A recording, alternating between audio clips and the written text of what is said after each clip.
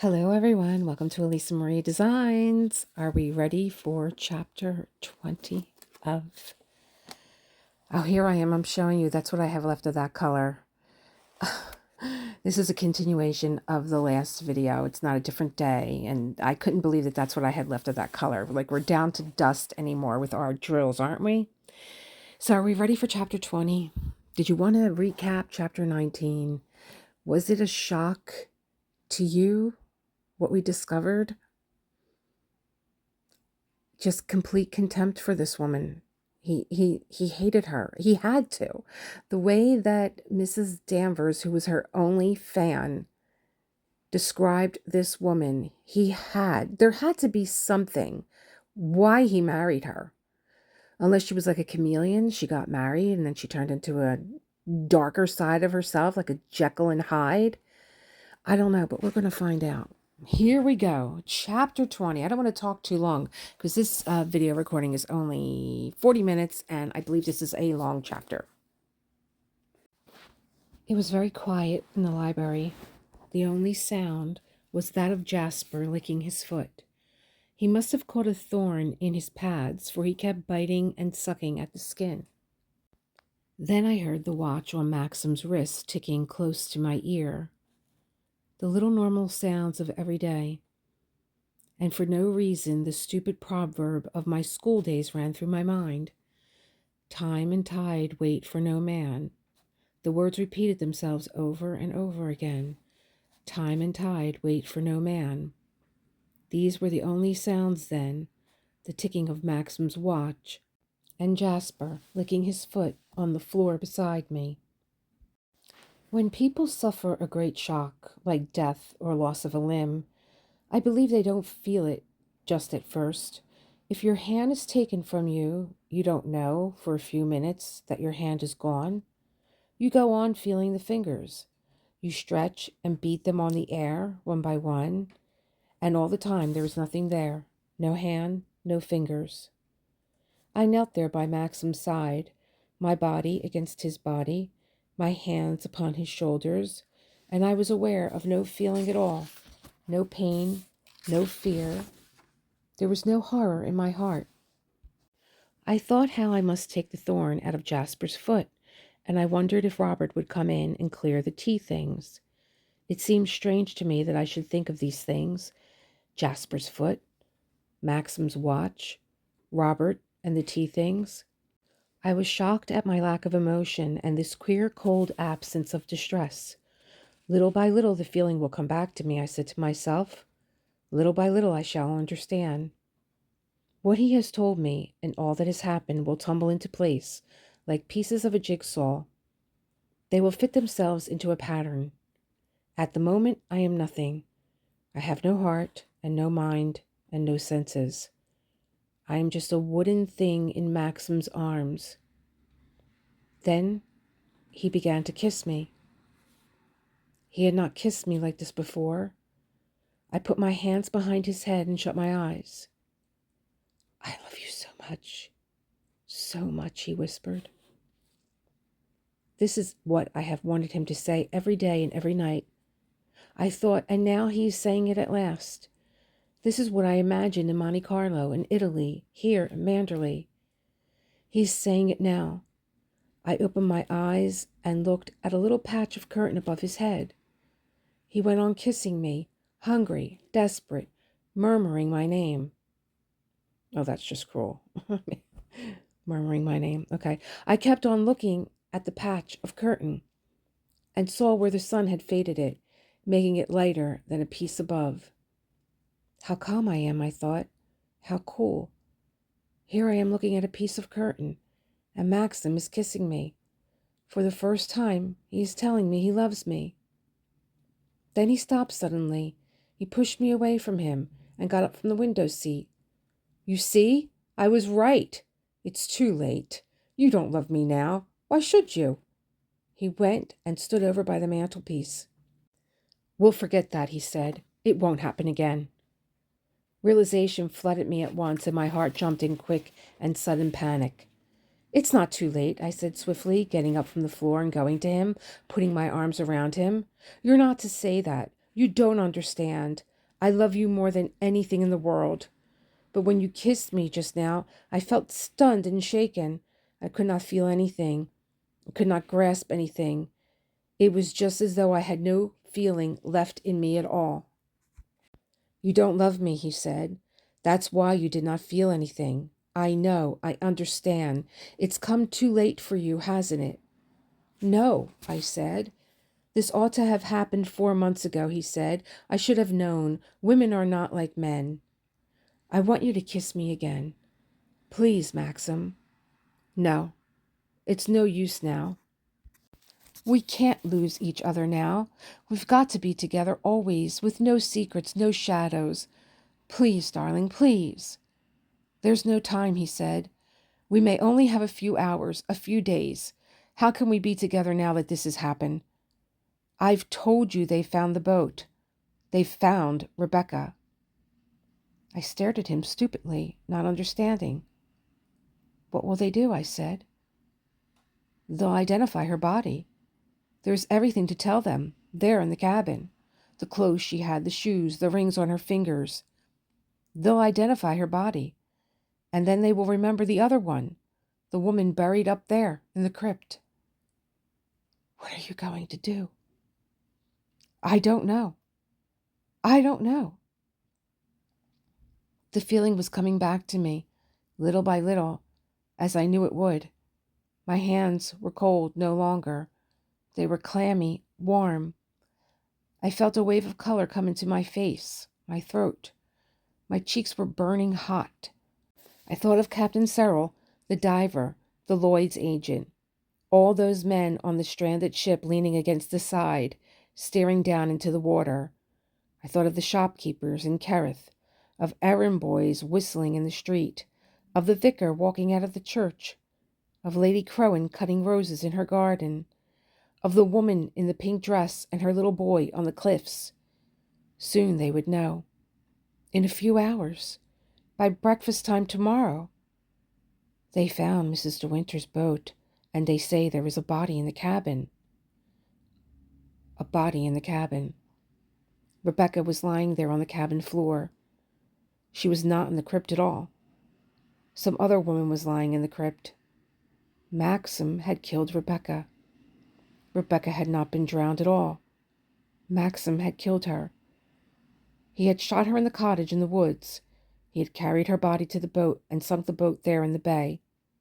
That gray, silent cottage with the rain pattering on the roof. The jigsaw pieces came tumbling thick and fast upon me. Disjointed pictures flashed one by one through my bewildered mind. Maxim sitting in the car beside me in the south of France.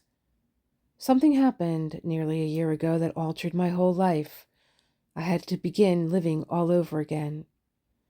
Maxim's silence, Maxim's moods, the way he never talked about Rebecca, the way he never mentioned her name, Maxim's dislike of the cove, of the stone cottage. If you had my memories, you would not go there either. The way he climbed the path through the woods, not looking behind him. Maxim pacing up and down the library after Rebecca died. Up and down, up and down. I came away rather a hurry, he said to Mrs. Van Hopper, a line thin as gossamer between his brows. They say he can't get over his wife's death. The fancy dress dance last night, and I coming down to the head of the stairs in Rebecca's dress. I killed Rebecca, Maxim had said.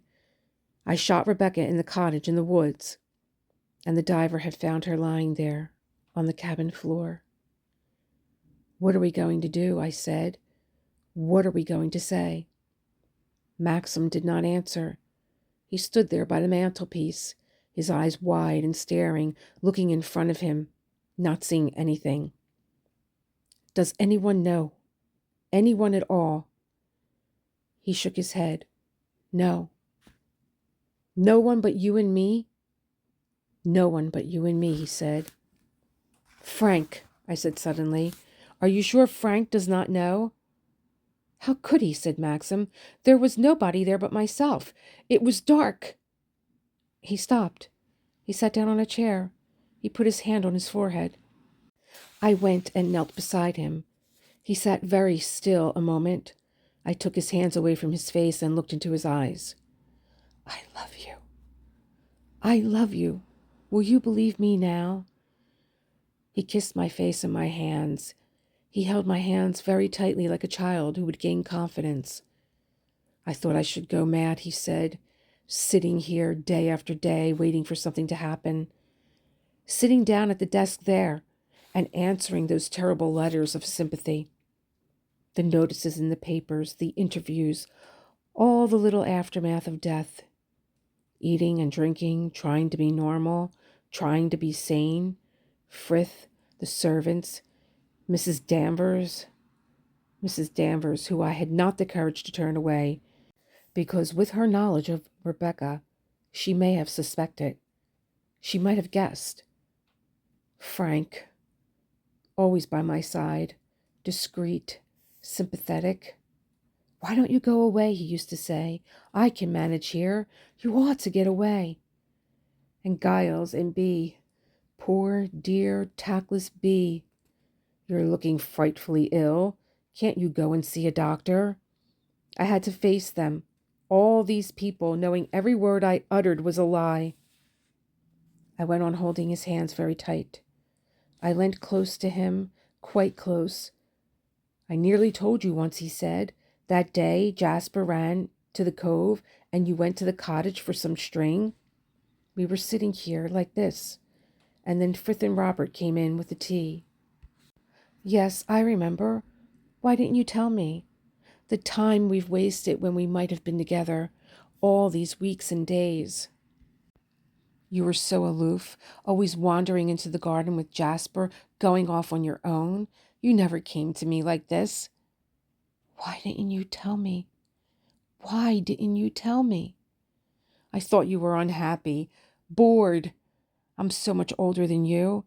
You seem to have more to say to Frank than you ever had to me. You were funny with me, awkward, shy. How could I come to you when I knew you were thinking of Rebecca? How could I ask you to love me when I knew you loved Rebecca still? He pulled me close to him and searched my eyes. What are you talking about? What do you mean? I knelt up straight beside him. Whenever you touched me, I thought you were comparing me to Rebecca. Whenever you spoke to me or looked at me, walked with me in the garden, sat down to dinner, I felt you were always saying to yourself, this I did with Rebecca, and this, and this. He stared at me bewildered, as though he did not understand. It was true, wasn't it, I said. Oh my God, he said. He pushed me away. He got up and began walking up and down the room, clasping his hands. What is it? What's the matter? I said. He whipped around and looked at me as I sat there huddled on the floor. You thought I loved Rebecca? You thought I killed her, loving her? I hated her. I tell you, our marriage was a farce from the very first. She was vicious, damnable, rotten through and through. We never loved each other, never had one moment of happiness together. Rebecca was incapable of love, of tenderness, of decency. She was not even normal. I sat on the floor, clasping my knees, staring at him. She was clever, of course, damnably clever. No one would guess meeting her that she was not the kindest, most generous, most gifted person in the world. She knew exactly what to say to different people, how to match her mood to theirs. Had she met you, she would have walked off into the garden with you, arm in arm, calling to Jasper, chatting about flowers, music, painting, whatever she knew to be your particular hobby, and you would have been taken in, like the rest. You would have sat at her feet and worshipped her. Up and down he walked, up and down across the library floor. When I married her, I was told I was the luckiest man in the world. She was so lovely, so accomplished, so amusing. Even Gran, the most difficult person to please in those days, adored her from the first. She's got 3 things that matter in a wife, she told me. Breeding, brains, and beauty. And I believed her, or forced myself to believe her. But all the time, I had a seed of doubt at the back of my mind. There was something about her eyes. The jigsaw pieces came together piece by piece, and the real Rebecca took shape and form before me, stepping from her shadow world like a living figure from a picture frame. Rebecca slashing at her horse, Rebecca seizing life with her two hands, Rebecca, triumphant, leaning down from the minstrel's gallery with a smile on her lips. Once more, I saw myself standing on the beach beside poor, startled Ben. "You're kind," he said. "Not like the other one. You won't put me in the asylum, will you?"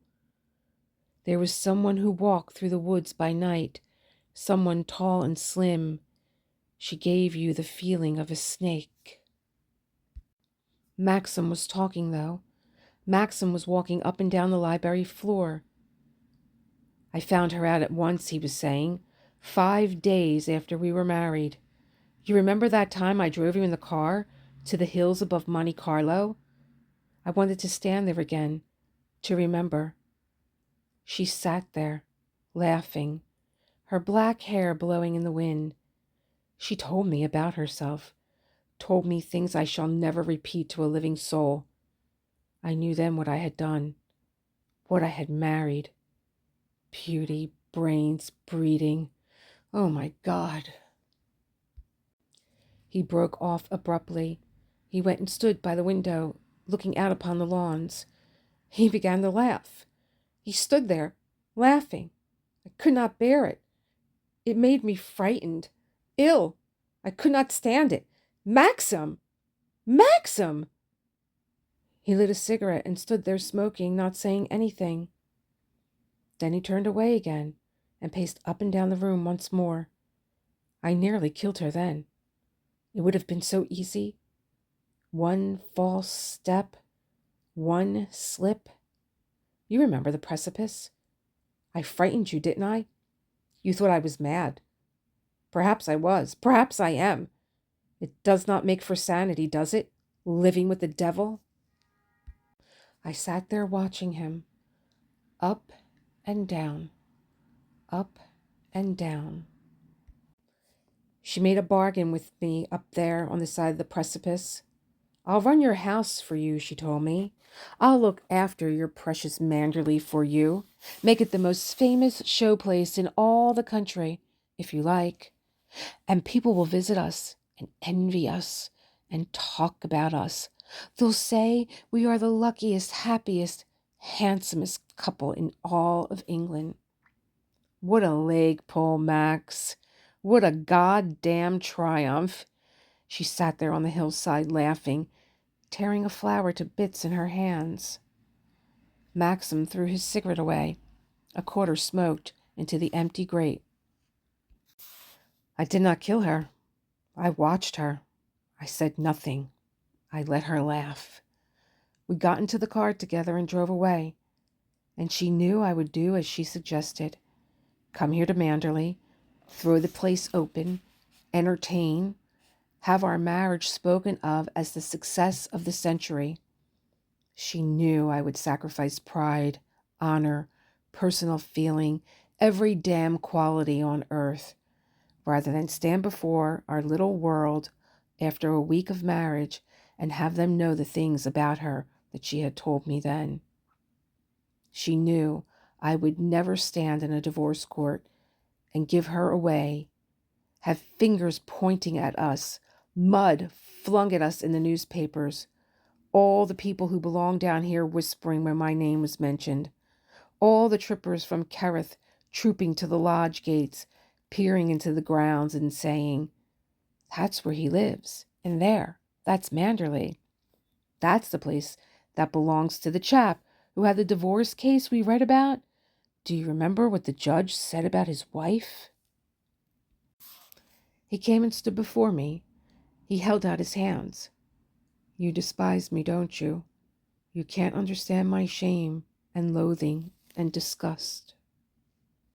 I did not say anything. I held his hands against my heart. I did not care about his shame. None of the things that he had told me mattered to me at all. I clung to one thing only and repeated it to myself over and over again. Maxim did not love Rebecca. He had never loved her. Never, never. They had never known one moment's happiness together. Maxim was talking, and I listened to him, but his words meant nothing to me. I did not really care. I thought about Manderley too much, he said. I put Manderley first before anything else, and it does not prosper, that sort of love. They don't preach about it in the churches. Christ said nothing about stones and bricks and walls, the love that a man can bear for his plot of earth, his soil, his little kingdom. It does not come into the Christian creed. My darling, I said, my Maxim, my love. I laid his hands against my face, and I put my lips against them. Do you understand? He said. Do you? Do you? Yes, I said, my sweet, my love. But I looked away from him so he should not see my face. What did it matter whether I understood him or not? My heart was light like a feather floating in the air. He had never loved Rebecca. I don't want to look back on those years, he said. I don't want ever to tell you about them.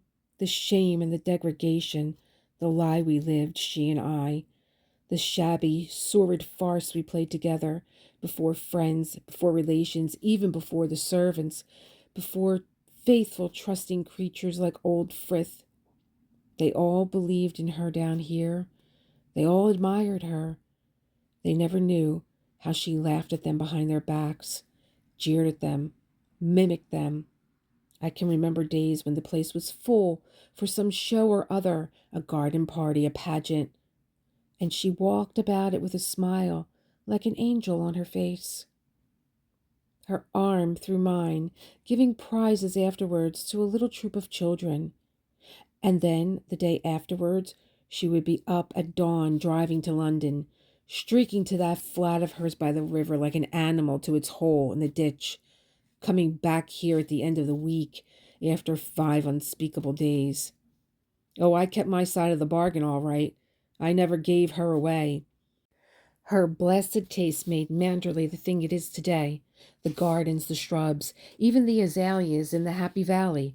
Do you think they existed when my father was alive? God, the place was a wilderness. Lovely, yes. Wild and lonely with a beauty of its own, yes.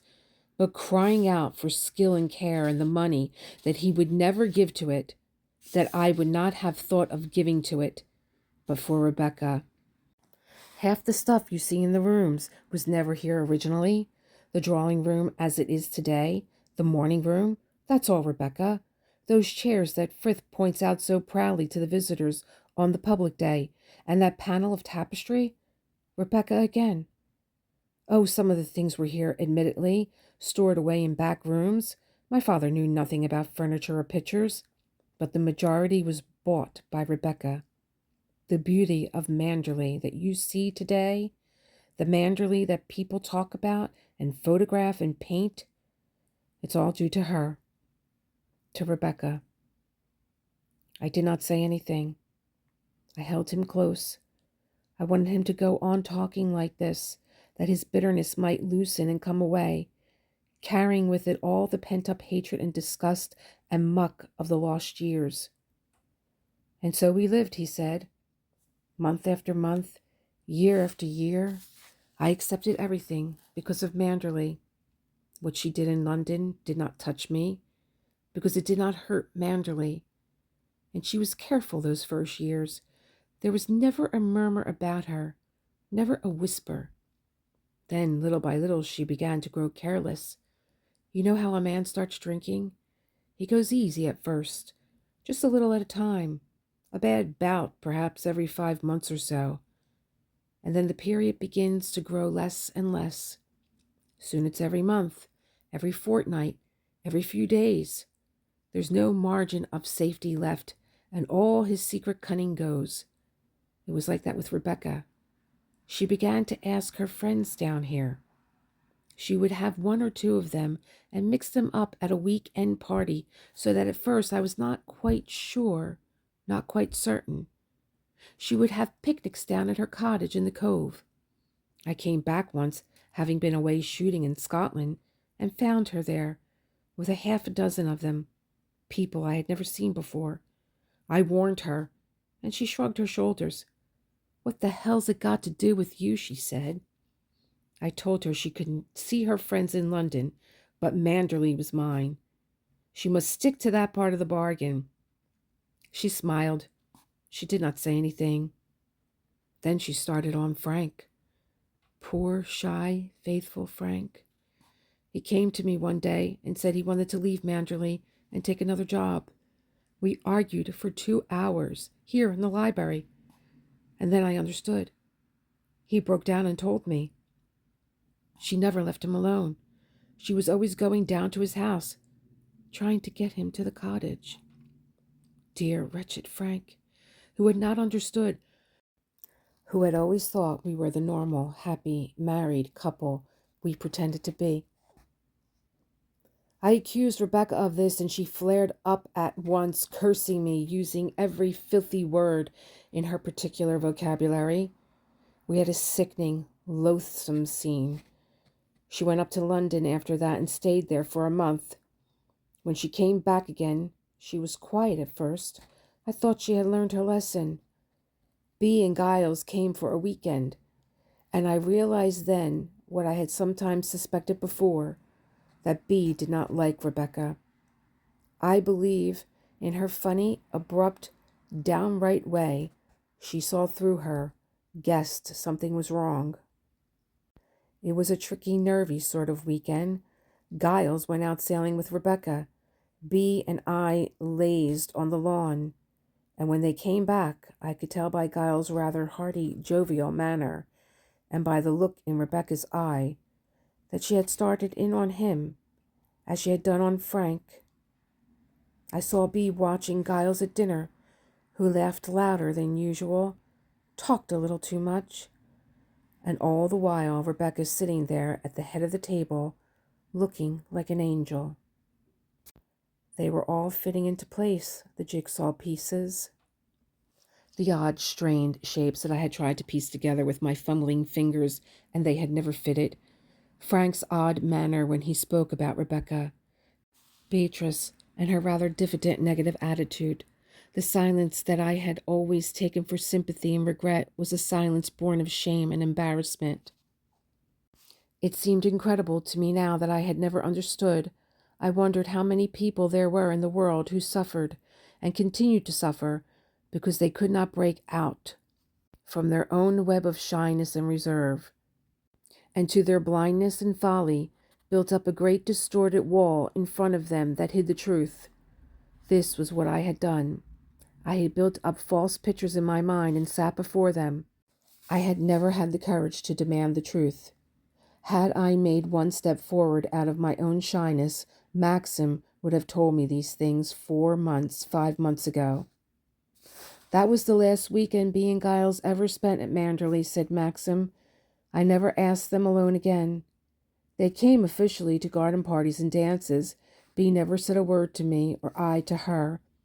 But I think she guessed my life. I think she knew, even as Frank did. Rebecca grew cunning again. Her behavior was faultless outwardly, but if I happened to be away when she was here at Manderley, I could never be certain what might happen. There had been Frank and Giles. She might get hold of one of the workmen on the estate, someone from Kerrith, anyone. And then the bomb would have to fall. The gossip, the publicity I dreaded. It seemed to me I stood again by the cottage in the woods, and I heard the drip-drip of the rain upon the roof. I saw the dust on the model ships, the rat-holes on the Divian. I saw Ben with his poor staring idiot eyes. You'll not put me in the asylum, will you? And I thought of the dark, steep path through the woods, and how, if a woman stood there behind the trees, her evening dress would rustle in the thin night breeze. She had a cousin, said Maxim, a fellow who had been abroad and was living in England again. He took to coming here, if ever I was away. Frank used to see him, a fellow called Jack Favell. I know him, I said. He came here the day you went to London. You saw him too? Said Maxim. Why didn't you tell me? I heard it from Frank, who saw his car turn in at the lodge gates. I did not like to, I said. I thought it would remind you of Rebecca.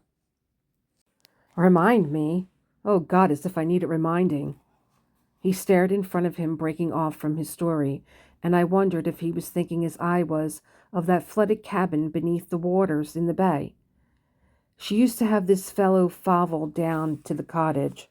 She would tell the servants she was going to sail and would not be back before the morning. Then she would spend the night down there with him. Once again I warned her. I said if I found him here, anywhere on the estate, I'd shoot him. He had a black, filthy record. The very thought of him walking about the woods in Manderley, in places like the Happy Valley, made me mad. I told her I would not stand for it. She shrugged her shoulders. She forgot to blaspheme, and I noticed she was looking paler than usual, nervy, rather haggard. I wondered then what the hell would happen to her when she began to look old, feel old. Things drifted on. Nothing very much happened. Then one day she went up to London and came back again the same day, which she did not do as a rule. I did not expect her. I dined that night with Frank at his house. We had a lot of work on at the time. He was speaking now in short, jerky sentences. I had his hands very tightly between my two hands. I came back after dinner, about 10:30, and I saw her scarf and gloves lying on a chair in the hall. I wondered what the devil she had come back for. I went into the morning room, but she was not there. I guess she had gone off there then, down to the cove, and I knew then I could not stand this life of lies and filth and deceit any longer. This thing had to be settled one way or another. I thought I'd take a gun and frighten the fellow, frighten them both. I went down right away to the cottage. The servants never knew I had come back to the house at all. I slipped out into the garden and through the woods. I saw the light in the cottage window, and I went straight in. To my surprise, Rebecca was alone. She was lying on the divan with an ashtray full of cigarette stubs beside her. She looked ill, queer. I began at once about Favell, and she listened to me without a word. We've lived this life of degradation long enough, you and I. This is the end, do you understand? What you do in London does not concern me. You can live with Favell there, or with anyone you like, but not here, not at Manderley. She said nothing for a moment. She stared at me, and then she smiled. Suppose it suits me better to live here, what then? She said. You know the conditions, I said. I've kept my part of our dirty, damnable bargain, haven't I? But you've cheated. You think you can treat my house and my home like your own sink in London? I've stood enough, by my God, Rebecca. This is your last chance. I remember she squashed out her cigarette in the tub by the divan, and then she got up and stretched herself, her arms above her head. You're right, Max, she said. It's time I turned over a new leaf. She looked very pale, very thin. She began walking up and down the room, her hands in her pockets of her trousers. She looked like a boy in her sailing kit, a boy with a face like a Botticelli angel. Have you ever thought, she said, how damned hard it would be for you to make a case against me? In a court of law, I mean, if you wanted to divorce me? Do you realize that you've never had one shred of proof against me from the very first? All of your friends, even the servants, believe our marriage to be a success. What about Frank? I said. What about Beatrice? She threw back her head and laughed. What sort of story could Frank tell against me? Don't you know me well enough for that? As for Beatrice, wouldn't it be the easiest thing in the world for her to stand in a witness box as the ordinary jealous woman whose husband once lost his head and made a fool of himself? Oh, no, Max. You'd have a hell of a time trying to prove anything against me. She stood watching me, rocking on her heels, her hands in her pockets, and a smile on her face. Do you realize that I could get Danny as my personal maid to swear anything I asked her to swear in a court of law? and that the rest of the servants in blind ignorance would follow her example and swear too? They think we live together at Manderley as husband and wife, don't they? And so does everyone, your friends, all our little world. Well, how are you going to prove that we don't? She sat down on the edge of the table, swinging her legs, watching me. Haven't we acted the parts of a loving husband and wife rather too well? I remember watching that foot of hers in its striped sandals swinging backwards and forwards, and my eyes and my brain began to burn in a strange, quick way. We could make you look very foolish, Danny and I. We could make you look so foolish that no one would believe you, Max. Nobody at all. Still that foot of hers swinging to and fro, that damn foot in its blue and white striped sandal. Suddenly, she slipped off the table and stood in front of me, smiling still, her hands in her pockets. If I had a child, Max, neither you nor anyone in the world would ever prove that it was not yours. It would grow up here at Manderley, bearing your name. There would be nothing you could do. And when you died, Manderley would be his. You could not prevent it, the properties entailed. You would like an heir, wouldn't you, for your beloved Manderley? You would enjoy it, wouldn't you, seeing my son lying in his pram under the chestnut tree, playing leapfrog on the lawn, catching butterflies in the happy valley? It would give you the biggest thrill of your life, wouldn't it, Max, to watch my son grow bigger day by day, and to know that when you died, all this would be his? She waited a minute, rocking on her heels, and then she lit a cigarette and went and stood by the window. She began to laugh. She went on laughing. I thought she would never stop. God, how funny, she said. How supremely, wonderfully funny. Well, you heard me say I was going to turn over a new leaf, didn't you? Now you know the reason. They'll be happy, won't they? All these smug locals, all your blasted tenants. It's what we've always hoped for, Mrs. De Winter, they'll say. I'll be the perfect mother, Max, like I've been the perfect wife. And none of them will ever guess. None of them will ever know. She turned round and faced me, smiling, one hand in her pocket, the other holding a cigarette. When I killed her, she was smiling still. I fired at her heart. The bullet passed right through. She did not fall at once. She stood there, looking at me, that slow smile on her face, her eyes wide open. Maxim's voice had sunk low, so low that it was like a whisper. The hand that I held between my own was cold. I did not look at him. I watched Jasper's sleeping body on the carpet beside me, the little thump of his tail now and then upon the floor. I'd forgotten, said Maxim, and his voice was slow now, tired, without expression, that when you shot a person, there was so much blood.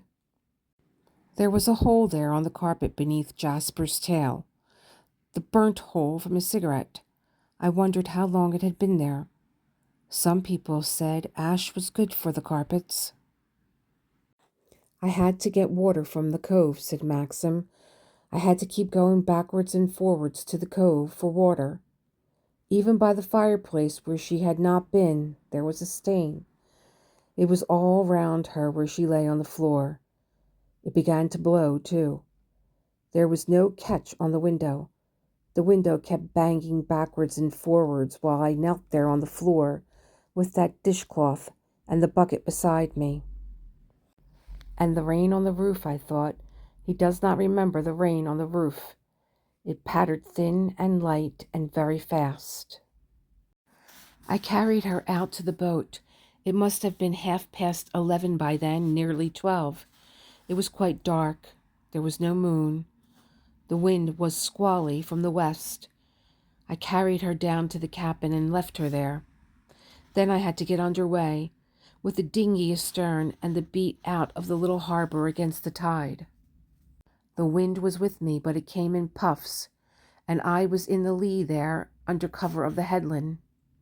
I remember I got the mainsail jammed halfway up the mast. I had not done it, you see, for a long time. I never went out with Rebecca. And I thought of the tide, how swift it ran and strong into the little cove. The wind blew down from the headland like a funnel. I got the boat out into the bay. I got her out there, beyond the beacon, and I tried to go about to clear the ridge of rocks. The little jib fluttered. I could not sheet it in.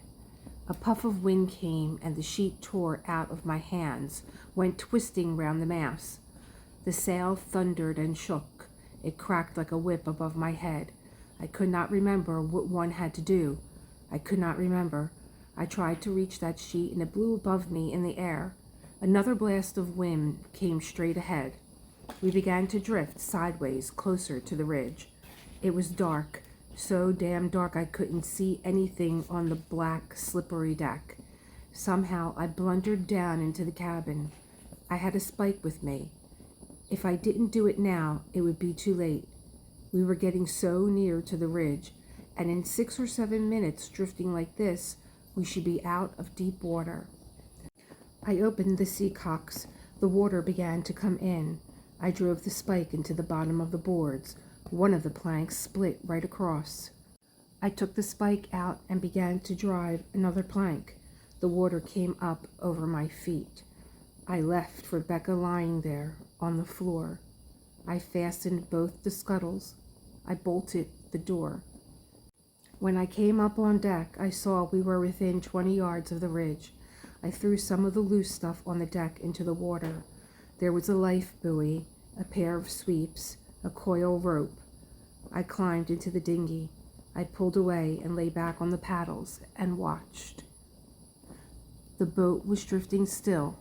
She was sinking, too, sinking by the head. The jib was still shaking and cracking like a whip. I thought someone must hear it, someone walking the cliffs late at night, some fisherman from Kerrith away beyond me in the bay, whose boat I could not see. The boat was smaller, like a black shadow on the water. The mast began to shiver, began to crack. Suddenly she heeled right over as she went. The mast broke in two, split right down the center. The life buoy and the sweeps floated away from me on the water. The boat was not there anymore. I've run out of diamond painting time, but I have 2 pages left, so I'm going to record just me reading. Hey everyone, so I ran out of diamond painting time and I had to stop, and I have 2 pages left. So what I'm going to do is I came out in my yard and I have a cup of tea. It's beautiful.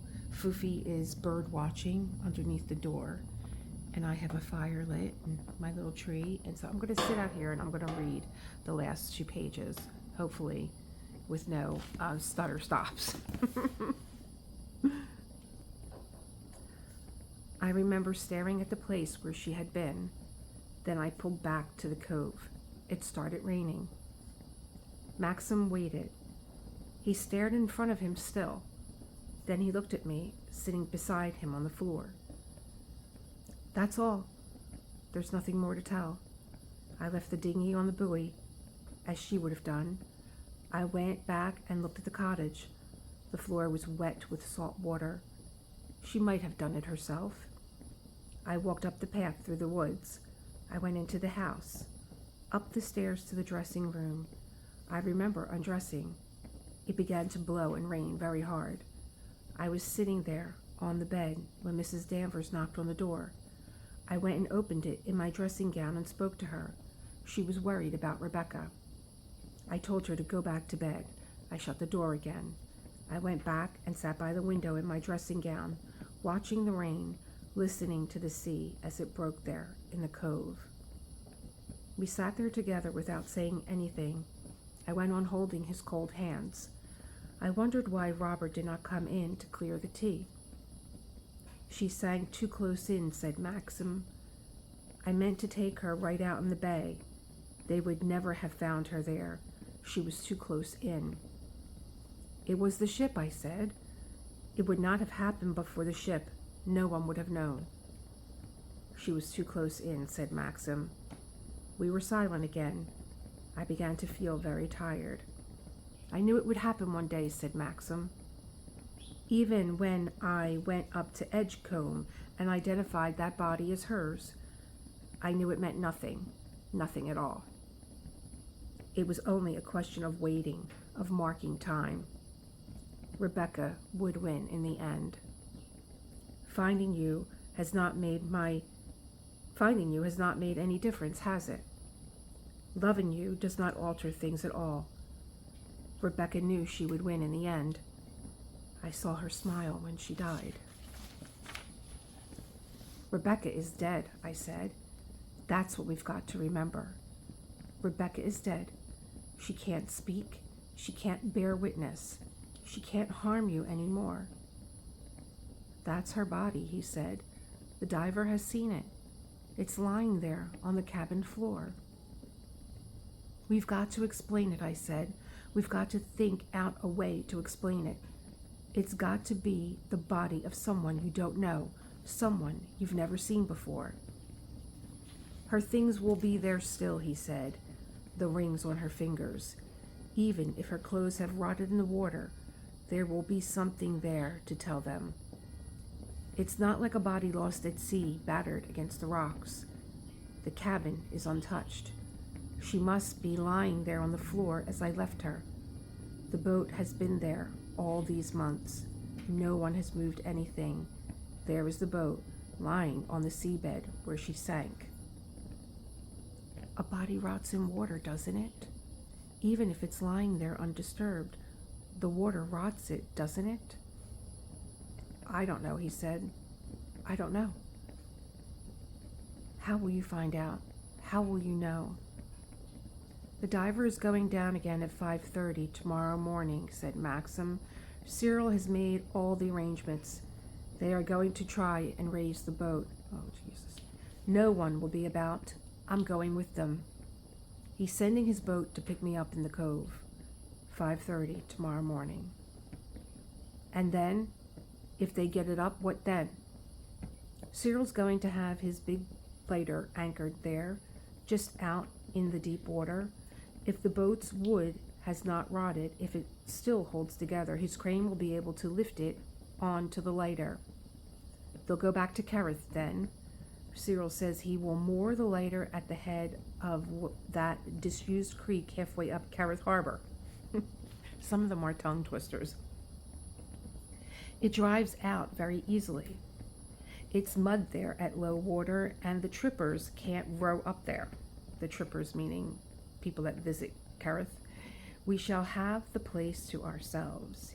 He says we'll have to let the water drain out on the boat, leaving the cabin bare. He's going to get hold of a doctor. What will he do? What will the doctor do? I don't know. If they find out it's Rebecca, you must say the other body was a mistake. You must say that body in the crypt was a mistake.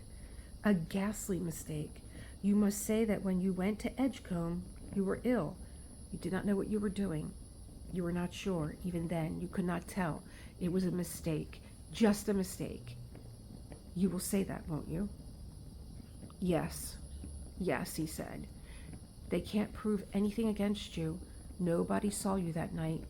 You had gone to bed. They can't prove anything. No one knows but you and I. No one knows at all, not even Frank.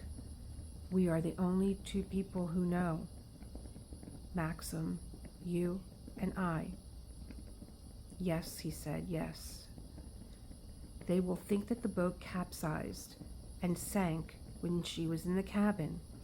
They will think she went below for a rope for something, and while she was there, the wind came from the headland, and the boat heeled over, and Rebecca was trapped.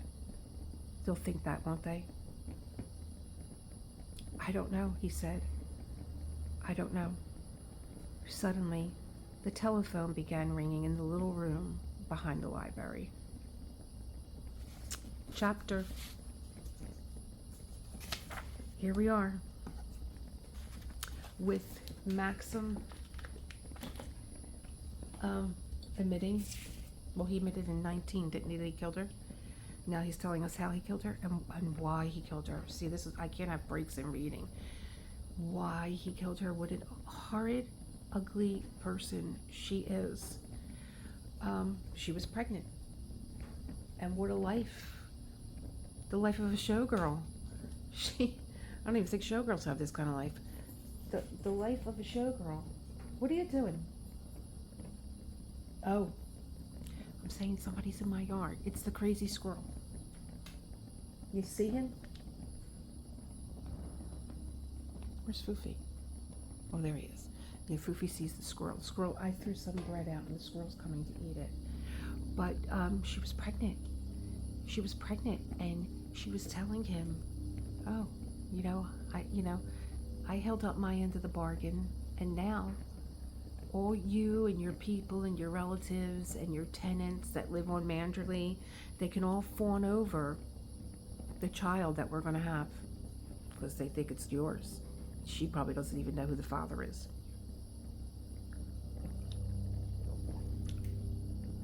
I wish I could remember this movie. I wish I could remember it. I don't remember it at all. And I certainly don't remember a pregnancy, I don't think. I could be wrong. I don't know. I don't remember. Not even the remake. But what a horrible discussion. That whole discussion that she had with him, laughing. She drove him mad. He killed her. So what do you think? Well, I'm trying to think of the time, right? So what era are we in? Are we like in the late 18th century? Where are we? I don't even know. Time-wise, where are we? Early 19th century? So at that time, I think everybody was just pistol happy. You got on somebody's nerves, they shot you. That's one thing Danvers was right about. You should have been a man. You should have been a man. I still don't know how Jack Favell, because I thought he was a cousin. So am I this naive? Because I am naive at times. He really wasn't a cousin. He was wink wink with Rebecca. I wonder why Danvers admired her so. Because she was horrid. But I wonder why she admired her so. And I think if you took a woman like Danvers, she could never get away with the things that Rebecca did. Because, sad to say, but an unattractive woman, the way that she is perceived is totally different than a beautiful woman. Like Rebecca said, you're going to stand trial. People won't believe you. Danny will say anything that I tell her to say, and the servants will follow because they're afraid of Danny. They're afraid of Mrs. Danvers. Oh, he was so trapped. He was so trapped. And that's it, isn't it? Like, good people get stretched beyond their bounds. But why? When do you get to live in the kingdom here on earth?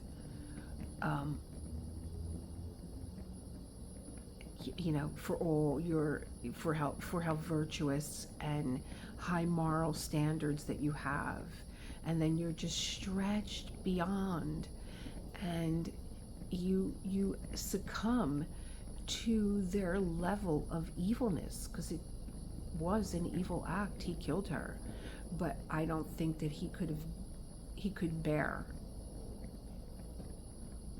that laughing.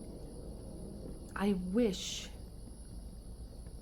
that Rebecca had a part.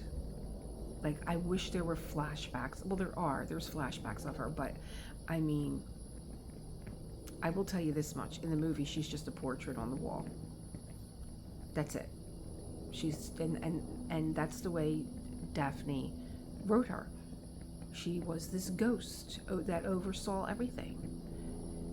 He couldn't even take her picture living in this place that you loved, your family's estate, and You can't even get rid of this wretched devil that you married. She's still, her portrait hangs, and you still have to look at her every day.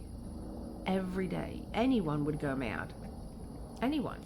It's a wonder why, though, too. Why did he get married and bring this young girl into this environment? Why didn't you just say, hey, listen, Frank, run the estate, take care of the people that work there? I met someone. I don't, but I think he wants to recapture what Manderley was, and maybe he thought that her naivete and her shyness and her awkwardness and her just, you know, so young would have brought life like that back into Manderley. I don't know. Something to ponder. So I'm going to get started on 21. I also have Golden Christmas to Kid Up. And John has been tormenting me. Not really, but he's very eager to get back to A Christmas Carol because we have a very busy week. He reminded me of something else I was telling my on my live yesterday. I forgot that we are going to go see A Christmas Story next week. And then the next day, he has his Italian night out with the boys. And then the next day, we go to New York. And then the next day, I have a 60th wedding, a 60th birthday party. Husband and wife, they're 60 together. So that's a big party. And then Sunday I would have had the shower, but it was just too much. And I heard, you know, it's not here in Philly, it's out in Jersey. Not that it's far, but I just think it's going to be a really crazy week. And Sunday is my self-care day, my self-care Sunday, and I want to have one day where I am taking care of me and the foofs. He's got his eye on that door. Foofy, look at your little bow tie, Daddy. Foofy. Foof. Oh, he won't take his eyes off that door. There's bread underneath there. I threw bread underneath there for the birds, so he's waiting for them to come. Okay. Late start for me today. I gotta go.